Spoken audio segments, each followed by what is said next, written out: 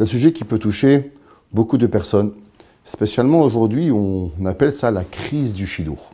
On sait qu'il y a énormément de personnes, garçons et filles, et même plutôt filles que garçons, qui n'arrivent pas à trouver leurs zivoug et leur chidour. On entend beaucoup de fois où des personnes nous appellent « Allô Rav, j'ai 25 ans, j'ai toujours pas trouvé mon zivoug, j'ai 30 ans, je me sens seul, je ne sais pas comment réagir en société, qu'est-ce que je dois penser, qu'est-ce que je dois changer ?» Quels sont les secrets pour pouvoir affronter cette difficulté à travers ma vie de tous les jours? Tout d'abord, permettez-moi de commencer par un Mahamar de Rabbi Yosef Tsarfati. Rabbi Yosef Tsarfati était un descendant de Rabbeinu Tam, où il a écrit un livre extraordinaire, où dedans il pose une certaine question et il dit « On sait que l'homme, il a le libre choix et le libre arbitre de faire les mitzvot, de ne pas faire les mitzvot, et aussi de comment faire la mitzvah. » Et je m'explique. Exemple, j'ai le choix d'acheter des téphilines ou de ne pas acheter des téphilines. D'acheter des téphilines qui coûtent 100 $ ou d'acheter des téphilines meudarim qui vont coûter 1000 $.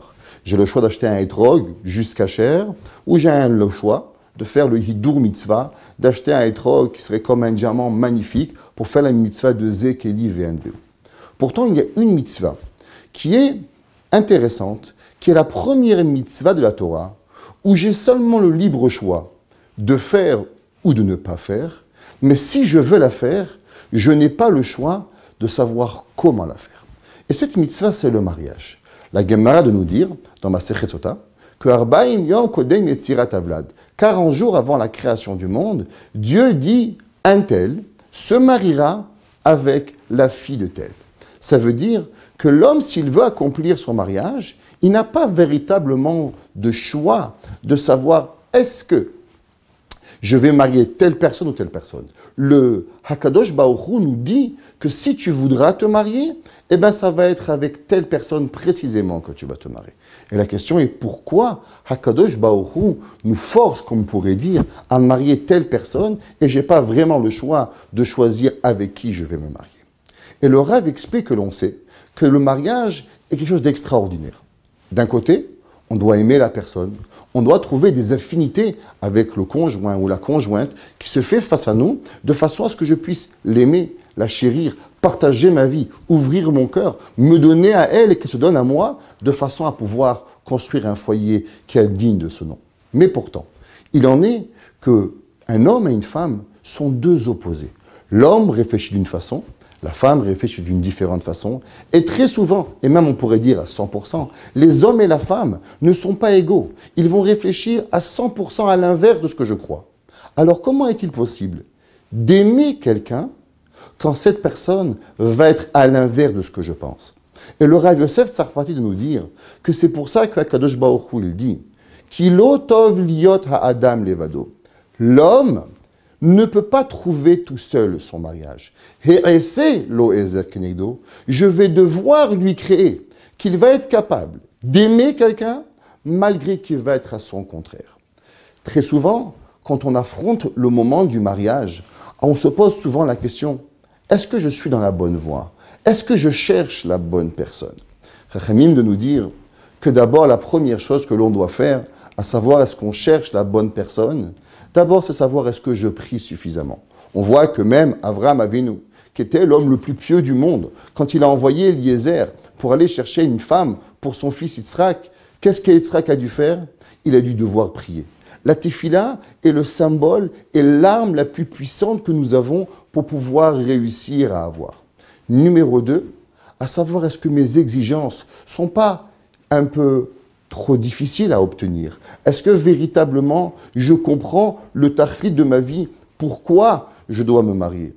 Chachamim nous enseigne que l'homme et la femme, quand ils arrivent au moment du mariage, ce qui les arrête très souvent dans leur trouvaille de leurs zivouk, ce qu'on appelle, c'est très souvent de l'orgueil.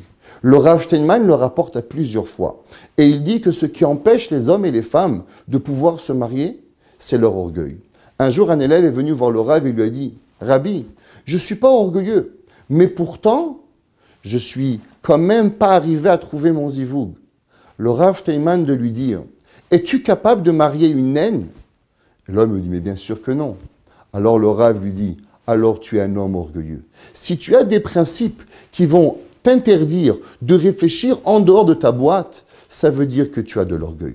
Je ne dis pas qu'il faut marier des gens différents de nous-mêmes, mais la première question qu'on doit se poser, est-ce que véritablement j'ai cette humilité personnelle pour pouvoir véritablement trouver ce qu'Akadosh Baruch Hu a vu de moi? Est-ce que je prie suffisamment pour qu'Akadosh Baruch Hu ait vu de moi? Et numéro 3, très souvent nous prions, et peut-être que le moment n'est pas encore arrivé à ce qu'Akadosh Baruch Hu réponde à ma prière. Est-ce que je veux me marier parce que tout le monde veut se marier? Ou je veux véritablement me marier pour remplir ce qu'Akadosh Baruch Hu veut de moi? Et le Maggid de Mezerich de nous dire, comment une personne peut-elle prier pour quelque chose avant qu'elle a accompli tous les 613 mitzvot de la Torah? Peut-être qu'Akadosh Baruch Hu attend que tu remplisses ton contrat et c'est seulement après cela qu'il te donnera.